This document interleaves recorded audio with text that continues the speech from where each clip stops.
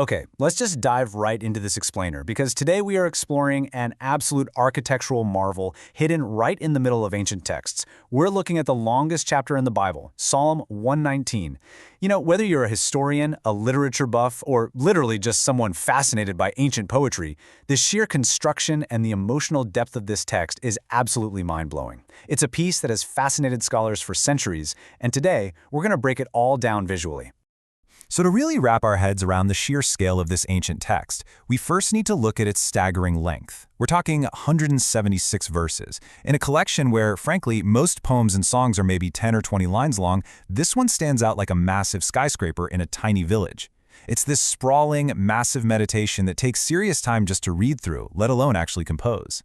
I mean, it literally demands your attention just by its physical presence on the page. But here's the really fascinating part. It isn't just some random, endless brain dump of 176 sentences. No, these verses are meticulously divided into exactly 22 distinct stanzas. The author didn't just sit there and write until they ran out of ink or inspiration. They followed a very strict, highly organized blueprint. It is a beautifully, beautifully controlled piece of literature. And to see that deliberate design in action, get this. Each of those 22 stanzas contains exactly 8 verses. Not 7, not 9, exactly 8.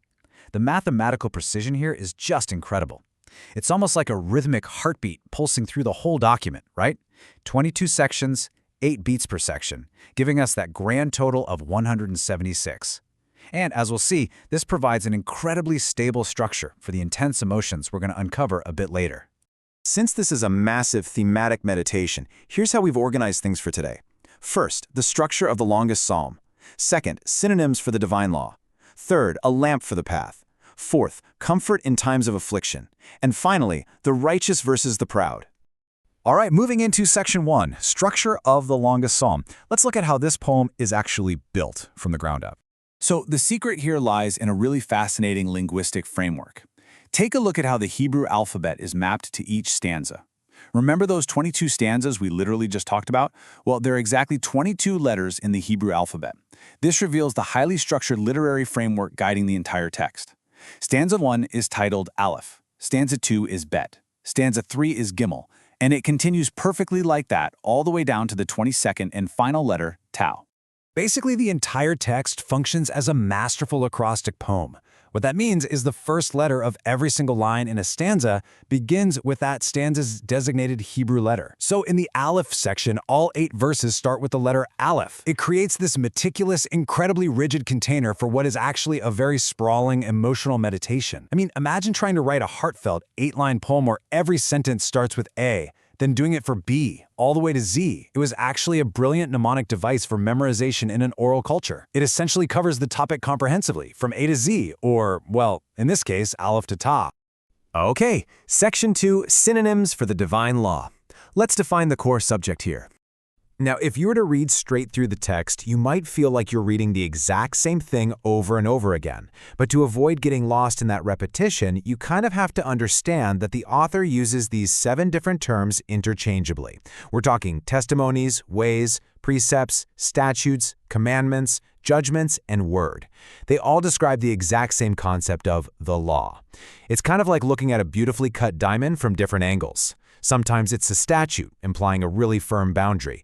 Other times it's a way, suggesting a path to walk on. It just gives incredible texture and nuance to their devotion. And this beautifully summarizes what we're talking about here. It shows that the author is deeply, almost obsessively focused on exploring these divine statutes. Notice the emotion in this. They don't see the rules as some heavy burden. They don't say, "Oh, how I tolerate thy law." No, they love it. It consumes their thoughts all day long. And honestly, this completely flips our modern idea of rules on its head. To this ancient writer, the rules aren't restrictive at all. They are entirely life-giving. Which leads us perfectly into section 3, a lamp for the path. We're looking at the primary metaphor here.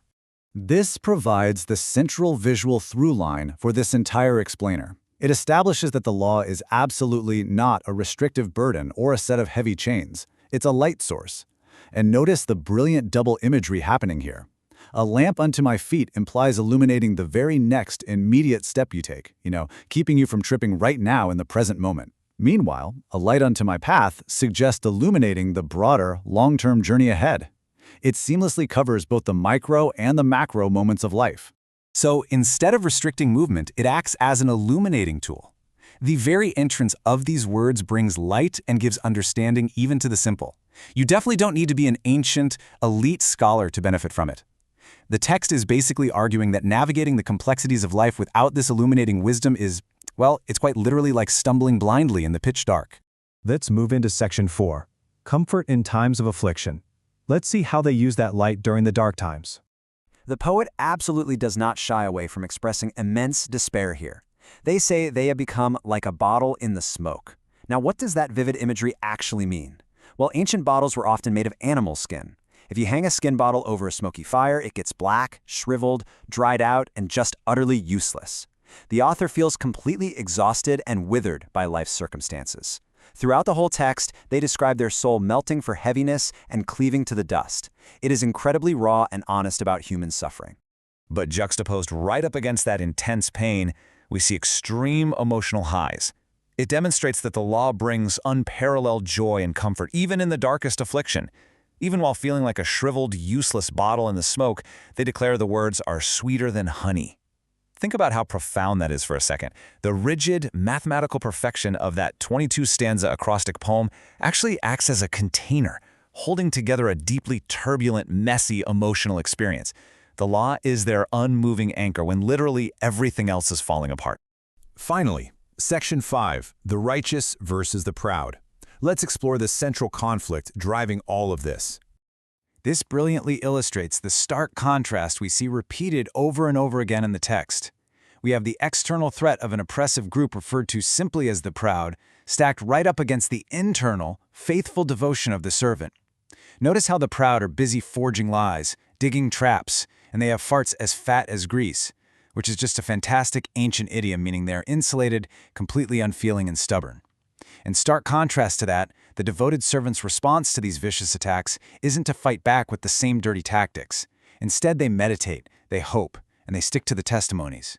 Even when facing immense political oppression or public derision, like we see here where literal princes are persecuting the author without a cause, the servant finds their ultimate resolution and peace entirely within the divine word. They don't stand in awe of the prince's political power, their wealth, or their threats. No, they stand in awe of the text. It's a radical repositioning of where we draw our strength, our identity, and our focus when the world actively turns against us.